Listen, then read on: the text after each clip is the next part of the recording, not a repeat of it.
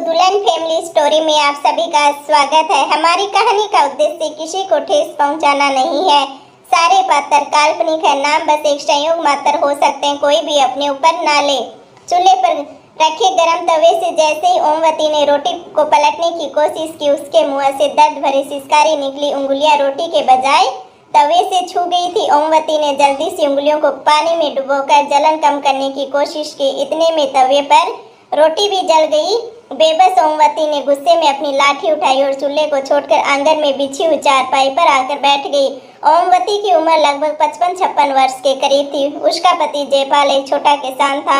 आर्थिक तंगी ज्यादा होने की वजह से वह परिवार चलाने के लिए मजदूरी भी किया करता था। दुर्भाग्यवश 15 साल पहले मिट्टी से भरी ट्रॉली में दबने से जयपाल की मौत हो गई थी। अब घर की सारी जिम्मेदारी 20 वर्ष के बेटे सुंदर पर आ गई थी। 1.25 एकड़ जमीन और मजदूरी करके माँ और 3 बहनों का भरण पोषण भी किया। तीनों बहनों की शादी करने में वह जमीन भी जाती रही। जिम्मेदारियों को निभाते निभाते सुंदर कब 34 वर्ष का हो गया पता ही नहीं चला। ओमवती ने नाते रिश्तेदारों में सुंदर के रिश्ते की बात चलाई, मगर उम्र और गरीबी को देखकर सबने कन्नी काट ली। समाज वाले कहने लगे, भाई जमीन तो है नहीं, उम्र भी 35 की होने को है, ऐसे में कौन देगा अपनी बेटी। ओमवती को आंखों से दिखना भी कम हो गया था और हाथ पैर भी कब तक साथ देंगे। ओमवती अपनी उंगलियों के पोरों को सह लाते हुए फिर से उठी और लाठी के सहारे चलकर चूल्हे के पास बैठ गई और बड़बड़ाते हुए, कमबख्त, ये मौत भी तो नहीं आती, रोज रोज मरने से अच्छा है एक ही दिन मर जाऊं। चूल्हे के पास में ही बिछे पटरे पर बैठ करके तवे से जली रोटी हटाई और फिर से रोटियां बनाने लग गई। भगवान भी क्यों बुलाएगा, उसने तो सारे दुख मेरी ही किस्मत में लिख दिए हैं। बस ये बोलती रही, हाँ मत बुला, तू भी मत बुला। ओमवती ने रोटियां बनाकर कपड़े में लपेट कर रख दी। साबुत लाल मिर्च निकाली और नमक पानी डालकर चटनी पीस करके रख दी। फिर खाट पर लेट गई। सुंदर कंधे पर फावड़ा लिए घर पहुंचा। ओमवती अभी किस्मत को कोस ही रही थी कि सुंदर मुस्कुराकर माँ के पास पहुंचा। क्या अम्मा, आज भी भगवान जी से शिकायत कर रही हो? हाँ कर रही हूँ शिकायत। सुंदर समझ गया क्योंकि माँ की उंगलियों के पोरों में छाले उभर आए थे। देखकर सुंदर दुखी हो गया और कहने लगा, माँ कितनी बार कहा है रोटियां मैं बना दिया करूँगा, कितना वक्त लगता है थोड़ी सी रोटियों में, जला लेना अपनी अपनी अंगुलियां। ओमवती सुबकने लगी। माँ को दुखी देखकर सुंदर भी रोने लगा। सुंदर बोला, अम्मा गलती भगवान की नहीं, मैं ही नालायक निकला। कोई मेरे रिश्ते के लिए तैयार ही नहीं है। आज अगर कोई रोटी बनाने वाली होती तो तुम्हें हाथ नहीं जलाने पड़ते, तुम्हारी अंगुलियां नहीं जलती। मेरा बुढ़ापा तो तेरे सहारे ही कट जाएगा बेटा। 2-4 साल में मैं मर जाऊंगी, पर तेरा सहारा कौन बनेगा बेटा। बस ये माँ कहने लगी। सुंदर ने रोटियां और चटनी की कटोरी उठाई और खाट के पास बैठकर अम्मा को खाना खिलाने लगा। बीच बीच में एक हाथ से अम्मा को पानी भी पिला रहा था। बेटे के हाथ से रोटियां खाकर ओमवती अपना सारा दुख भूल गई और हंसते हुए बोली, मेरे सुंदर जैसी औलाद तो किस्मत वालों को ही मिलती है। चटनी रोटी खाकर सुंदर भी फावड़ा लेकर निकल गया। ओमवती ने रोज की तरह अपनी लाठी उठाई और घर से बाहर निकली। कुछ दूरी पर एक बबूल का बड़ा सा पेड़ था। वहां पर पेड़ के नीचे औरतें घर के काम से फ्री होकर के टाइम पास और हंसी मजाक के लिए जमा हो जाती थी। उनका रोज का काम था कांटेदार पेड़ के जो पेड़ था उसके नीचे बैठ करके चुगल पुराण को ताजा करना। औरतों का तो बस यही काम होता है जी। ओमवती को देखते ही 2 औरतों ने आगे बढ़कर ओमवती को सहारा दिया और खाट पर बिठाया और उसको सम्मान देने के लिए सभी ने उसके पैर भी छुए क्योंकि उम्र में काफी बड़ी थी। उनमें से एक बोली, माँ जी सुंदर चला गया क्या? हाँ रोटी खाने आया था, खाकर चला गया। दूसरी बोली, और क्या कोई होती तो रुकता भी, माँ जी के बाहर जाने का इंतजार करता है। सभी औरतें खिलखिलाकर हंस पड़ी। ओमवती ने बुरा नहीं माना। वह जानती थी जैसे भी हैं औरतें खराब नहीं हैं, साफ दिल की हैं, तभी तो उस जैसी गरीब बेबस को इज्जत देती हैं। औरतों ने ओमवती को चुप देखकर बात शुरू की। माँ जी रोटी बेलने वाली चाहिए, एक किसी रिश्तेदार के से कहिए रिश्ते के लिए कोई गरीब ही हो। सबने बोल लिया। ओमवती ने कहा कि सबने सबको कह दिया है और सबने अधूरी छोड़ दी है। माँ जी आपका बेटा तो सरवण है, इतनी उम्र हो गई है कभी किसी की बहू बेटी को नजर उठाकर भी नहीं देखा। अपने मोहल्ले में उस शांति के छोरे हरीश को देखो, कई बार तो मोहल्ले वालों से पीट भी चुका है और 48 बरस का हो गया, अपनी जात वालों ने नहीं दी तो कुजात वालों की ही एक लड़की उठा लेके आया है और अच्छी खासी कीमत देकर खरीदी है। बड़ी उम्र की लगती है, बाप ने ही बेच दी। तुमने कब देखी? कुएं से पानी भरने गई थी, रास्ते में देखा तो ढोल बजाते हुए घर लेके जा रहा था। रघु ने ही तो जुगाड़ किया है हरीश के लिए। चलो राम मिलाई जोड़ी बन गई है। सभी खिलखिला करके हंसने लगी। औरतों की बातें शरारती होने लगी थी। ओमवती उठकर लाठी यानी टेकते हुए घर आ गई। घर में बेचैनी हो रही थी। कुछ सोच विचार करने के बाद वह घर की कच्ची कोठरी में घुसी और खुरपी लेकर के एक कोने को खोदने लगी। करीब 1.5 हाथ नीचे गड्ढे में एक पोटली निकाली और गड्ढा भर दिया। पोटली को छप्पर में खोलकर वह खटिया पर लेट गई। सुंदर काम से लौटकर आने ही वाला था कि वक्त हो चुका था, मगर ओमवती ने रात की रोटियां नहीं बनाई। सुंदर पहुंचा, फावड़ा कोने में रखा और चूल्हे को उदास देखकर बोला, अम्मा आज रोटी नहीं बनाई क्या? ओमवती उठी और वह पोटली लाकर सुंदर के हाथ में थमा दी। अम्मा ये है क्या है? इसमें चांदी के जेवर है, मैंने बहू के लिए बचा कर रखे थे, इन्हें बेचकर बहू ले आ। सुंदर हंसते हुए बोला, अम्मा पागल हो गई हो क्या? बहू कोई बाजार में बिकती है जो ले आऊं? हाँ बिकती है, उस पार मोहल्ले का हरीश लेकर के आया है, आज पैसा देकर तुम भी ले आओ। अम्मा गांव में थू थू हो जाएगी, नाते रिश्तेदार सब क्या कहेंगे, सब आना जाना बंद कर देंगे। क्यों होगी थू थू? इतनी ही चिंता है तो नाते रिश्तेदारों को तो क्यों नहीं करा देते? तुम्हारा ब्याह किसी ने पूछा है आज तक तुमसे? मरते मरते उंगलियां जलाई मैं और जीते जी सुख नहीं देता। बिना पोता पोती का मुंह है देखे मारना चाहता है मुझे। ओमवती फपक फपक के रोने लग गई। अम्मा के आंसू देख कर सुंदर ने कहा, रुआसी आवाज में बोला, अम्मा रो मत, तू जैसे कहेगी वैसा ही करूँगा, तेरे सिवाय मेरा है ही कौन इस दुनिया में। अब बस चुप भी तो हो जा अम्मा।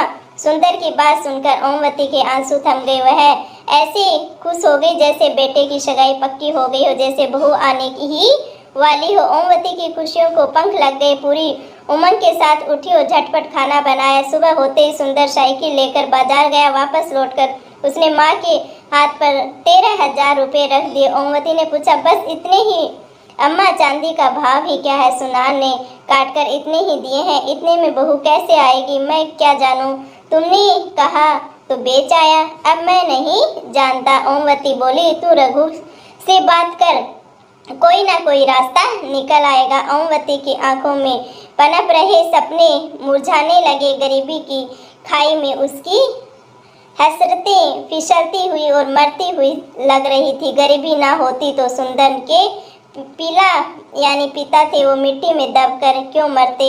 सुंदर अपनी जिम्मेदारियों को क्यों दफन करता? झोंपड़ी में मायूसी ना होती। दादी कहने वाले तोतली आवाज गूंजती। गरीबी ने सब उम्मीदें खत्म कर दी। गरीबी ने एक बार फिर सपने में आकर के अपने रोड़ा बन गई थी। खुद सुंदर की किस्मत को कोस रहा था। अम्मा बुढ़ापे में सुख ना दे सका। अम्मा 13,000 में भैंस नहीं आती, बहू कहाँ से आएगी? अम्मा उम्मीद तो नहीं थी, लेकिन अम्मा की जिद की खातिर सुंदर रघु के घर पहुंचा और कुंडी खटखटाई। रघु लड़खड़ाते हुए बाहर निकला और पूछने लगा, सुंदर तुम यहाँ कैसे? बस ऐसे ही भैया, आओ बैठो।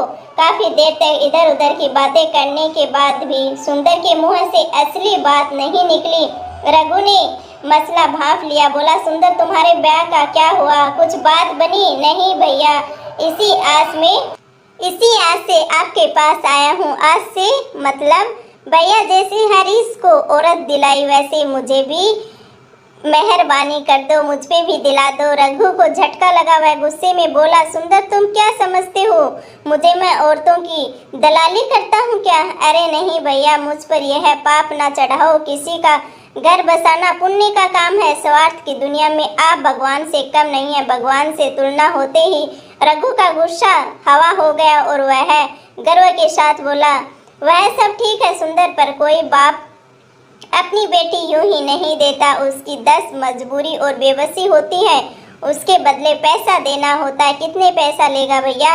अब यह तो वही बता सकता है, जितने लेगा उतने ही देने पड़ेंगे। 40,000 या 50,000 भैया, मेरे पास इतने ही पैसे कहाँ हैं? सोचा था तुम्हारी कृपा से घर बस जाएगा। कितने हैं तुम्हारे पास? मेरी हालत आपसे छुपे थोड़ी है भैया, बस सिर्फ 10,000 है। देखो सुंदर, अम्मा के बुढ़ापे की खातिर मैं किराए विराए का खर्चा छोड़ भी दूं तो भी 25,000 से कम में बात नहीं बनेगी। सोच लो भैया, अम्मा की खुशी की खातिर ही तो बहू चाहिए, मरते मरते अच्छे दिन देख लेगी। रघु कुछ देर मौन रहने के बाद सोच कर बोला, अम्मा की खुशी की बात है तो एक काम कर सकता हूँ, जिंदगी भर के लिए ना सही कुछ सालों के लिए खरीद लो, यानी 15 साल के लिए उधार दिला दूंगा। अम्मा इससे ज़्यादा जिएगी भी नहीं। सुंदर को झटका लगा, कुछ साल के लिए? मैं तो जीवन भर किसी की बेटी को सम्मानपूर्ण जीवन देना चाहता हूँ। सुंदर चिंता में डूब गया। फैसला कठिन था, मन तो हुआ कि मना कर दे, मगर तभी अम्मा के चेहरे पर तैरती मुस्कुराहट याद आ गई कि अम्मा सपने देख रही है। मगर भैया, 5 या 15 साल के बाद पूरा पैसा दे दूंगा तो फिर तुम्हारी अगर नहीं दे पाए तो वह रुकेगी नहीं। सोच लो। ठीक है भैया, पर अम्मा को मत बताना कि सिर्फ 5 साल के लिए ही लेकर के आया हूँ, दुखी हो जाएगी। बात पक्की हो गई। दूसरे दिन सुंदर ने 10,000 रुपये रघु को दे दिए और रघु वादे के मुताबिक 10 दिन बाद 30-32 साल की औरत अपने घर ले आया। खबर पाकर सुंदर अम्मा के साथ रघु के घर पहुंचा। हाव भाव से मजबूर और सहमी सी नजर आती थी। नाम था सरिता। अम्मा तो देखते ही निहाल हो गई। खूब प्यार किया उसे। शाम बढ़िया साड़ी, शॉल, सैंडल और सजने संवरने की चीज़ों का बॉक्स लेकर दे दिया। सुंदर दूल्हा बना और गाजे बाजे के साथ सरिता को दुल्हन बनाकर अपने घर ले आया। गांव में हल्ला मचा, थोड़ा सा यूं थू थू भी होने लगी। यहाँ तक कि सुंदर के गांव में बहिष्कार की बातें भी होने लगी। सबने सुंदर को कोसना शुरू कर दिया। पास पड़ोस के लोगों ने रिश्ता खत्म कर लिया, परंतु अम्मा के घर बरसों बाद खुशी आई थी। उसके पैर जमीन पर नहीं पड़ते। सबसे बेखबर अम्मा की खुशी का ठिकाना ही नहीं था। दूसरे दिन से सरिता ने चौका चूल्हा संभाल लिया। जितना सोचा था सरिता उससे भी ज़्यादा अच्छी निकली। पानी भरकर लाती, कपड़े धोती, यहाँ तक कि सोने से पहले अम्मा के पैर भी दबाती। सरिता ने पूरे घर को बहुत ही अच्छे से व्यवस्थित कर दिया। सरिता के आने से घर सर्वग बन गया था। कुल मिलाकर हर तरीके से सरिता सुशील धर्म पत्नी साबित हुई। वक्त पंख लगाकर उड़ने लगा था। 1.5 वर्ष बाद सरिता ने एक बेटे को जन्म दिया। सुंदर की सुनी जिंदगी में बाहर आ गई और अम्मा को खिलौना यानी खेलने के लिए मिल गया। अब तो अम्मा की रंगत ही बदल गई थी। दिन भर पोते के साथ खेलती और हंसते हुए कहती, अब तो इसका ब्याह देखकर ही मरूंगी। दुखों के सागर में सुखों का टापू मिल गया है। सुंदर मजदूरी करता। उसे फुर्सत मिलते ही घर पहुंचता और सरिता कंधे से फावड़ा लेकर रख देती, पानी देती, प्यार से खाना खिलाती। सुंदर बुरे दिन भूल गया। सरिता बोलती कम ही थी। बच्चे की उछल कूद से घर को खुशियों का आंगन मिल गया था। घर में प्यार और सुख की महक बस गई थी। देखते ही देखते 4 साल बीत गए। सरिता से बिछड़ने का साल शुरू हो गया। सुंदर उदास रहने लगा। खूब मेहनत करने के बाद भी वह चंद 1000 रुपये नहीं जुटा सका। एक दिन बीत रहा था। मजदूरी से जो मिलता वह 4 सदस्यों का पेट पालने में ही खत्म हो जाता। जैसे जैसे वक्त बीत रहा था सुंदर की बेचैनी भी बढ़ रही थी। गांव भर में काम तलाश कर रहा था। जी तोड़ के मेहनत करने के कारण सूख कर कांटा हो गया था। शरीर जवाब दे रहा था। बीमार हुआ मगर काम पर जाता था। 10 महीने बीत गए। 2 महीने ही बचे थे। एक दिन अचानक आकर रघु सामने खड़ा हो गया और धमकी भरे अंदाज में बोला, सुंदर 2 महीने बचे हैं, पैसे देने हों या? सुंदर ने फावड़ा तान दिया और गुस्से में ही बोल पड़ा, खबरदार जो ऐसी बात कही तो सरिता मेरी जिंदगी है, मेरी सांस है, कोई अलग नहीं कर सकता। आइंदा ऐसी बात ना करना। रघु तो एकदम से सातिर था। वह कमजोर सी नब्ज को दबाना चाहता था। गुस्से से बोला, सुंदर औकात में रहना, तुम जैसे 4 पति खड़े हो जाएंगे। सरिता के उसका पिता पूरी बेड़ियों की बिरादरी हंगामा कर देगा। जेल हो जाएगी। तुम्हें बीबी के चक्कर में अपने बेटे को भी खो दोगे। अम्मा जीते जी मर जाएगी। सुंदर उल्टे पाँव घर की ओर लौटा और रुपयों का बक्सा खोलकर रुपए गिनने तो बहुत कम थे। रघु अब 30,000 मांगने लगा था। सुंदर फूट फूट कर रोने लगा। आवाज़ सुनकर अम्मा और सरिता दौड़ी चली आई। पूछने लगी, क्या हुआ सुंदर? सुंदर रोए जा रहा था। सरिता एक तरफ खड़ी सब देख रही थी। हमेशा की तरह खामोश, चिंतित और सहमी हुई सरिता ने सुंदर के चेहरे पर उभरे हुए दर्द को महसूस कर लिया। सुंदर ने सरिता की भीगी हुई आंखों को देखा। अम्मा, माजरा समझ न पाई। दुख और बेचैनी में सुबह से शाम हो गई, उम्मीद की कोई किरण नजर नहीं आई। सुंदर रोते रोते सो गया। अचानक आधी रात में सोते सोते सुंदर चीखने लगा, रुक जाओ, मेरी सरिता को मत लेकर जाओ, मैं इसके बिना जिंदा नहीं रह सकता। हड़बड़ाकर सरिता उठी। अम्मा दौड़ी चली आई। बच्चा एकदम से सहम सा गया। अम्मा बोली, क्या हुआ बहू, यह चीख क्यों रहा है? सरिता हमेशा की तरह खामोश और बेचैन और चिंतित थी। अम्मा इन सब बातों से अनजान थी, नहीं समझ सकी। अब सिर्फ 3 दिन ही बाकी थे। सुंदर ने किस्मत के आगे हार भी मान ली। उसकी हालत एकदम से पागलों जैसी हो गई थी। बस एक टक अपनी सरिता को घूरता रहता। संतोष सुंदर से नजरें चुराकर खुद को व्यस्त रखती और बिछड़ने की बेला आ पहुंची। आज आखिरी शाम थी। सुंदर ने 3 दिन से मुंह में निवाला तक नहीं लिया था। संतोष ने सरिता ने काफी देर तक पैर दबाए और बेटे को सीने से लगाकर खूब प्यार किया। बेटे को अम्मा के पास लेटाकर सुंदर के पास पहुंची और सुंदर के सीने से लग गई। दोनों के आंसू रुकने का नाम नहीं ले रहे थे और सरिता पहली दफा फूट पड़ी और दोनों हाथों से कसकर सुंदर को पकड़कर बोली, मुझे बचा लीजिए, मैं तुम्हें छोड़कर जाना नहीं चाहती हूँ, मुझे अपने बेटे और अम्मा से अलग मत होने दो। दोनों फूट फूट कर रोए। रोते रोते सुबह हो गई। पंछियों की मधुर आवाज एकदम से गूंजने लगी और सुंदर ने सरिता का हाथ पकड़कर कहा, तुम्हें मुझसे कोई अलग नहीं कर सकता, भगवान भी नहीं। इतना कहकर सुबह 5 बजे ही बाहर निकल गया।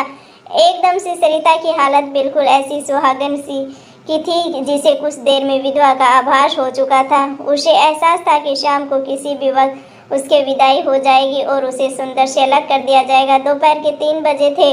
सुंदर मिठाई के डिब्बे के साथ घर लौटा और खुश होता हुआ बोला, लो सरिता, अब यह उदासी छोड़ो, अब कोई तुम्हें मुझसे, मेरे बच्चे से अलग नहीं कर सकता और रघु के मुंह पर पूरी रकम मार कर आया हूँ। इतने पैसे? हाँ, अब कोई चिंता नहीं है। खुद को 2 साल के लिए गिरवी रख दिया मैंने। पहलवान चौधरी के यहाँ 32,000 में 2 साल मजदूरी करूँगा, सुंदर ने खुश होते हुए बताया।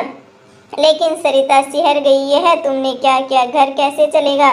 वह मुझे नहीं पता। खुद को गिरवी रखने से ज़्यादा कीमती मेरे लिए तुम हो, लेकिन रोजी रोटी का इंतजाम। लंबी खामोशी के बाद सरिता पहली बार चहकी, मुस्कुराई और सुंदर के गले लग गई। बोली, तुमने मुझे नरक में जाने से बचा लिया, मेरा आंचल खुशियों से भर दिया है, औरत होने का सच्चा सुख दिया है तुमने। मेरी उद्धार की खुशियों के लिए तुमने खुद को गिरवी रख दिया। अब तुम्हें मुक्ति दिलाने का हक मुझे दे दो। और सरिता ने सुंदर का फावड़ा अब अपने कंधे पर रख लिया। हमारी कहानी अच्छी लगी हो तो प्लीज़ लाइक, कमेंट और शेयर भी कर देना। कहते हैं ना, पति और पत्नी एक गाड़ी के 2 पहियों की तरह होते हैं, एक के बिना दूसरा नहीं चलता है और दोनों पहिए हों तो कोई भी मुश्किल सफ़र हो उसको हम पार कर जाते हैं। इसलिए पैसों का कोई मोल नहीं होता, बस एक दूसरे का साथ होनी चाहिए। और खुशी खुशी से सरिता और रघु भी अपनी जीवन जीने लग गए।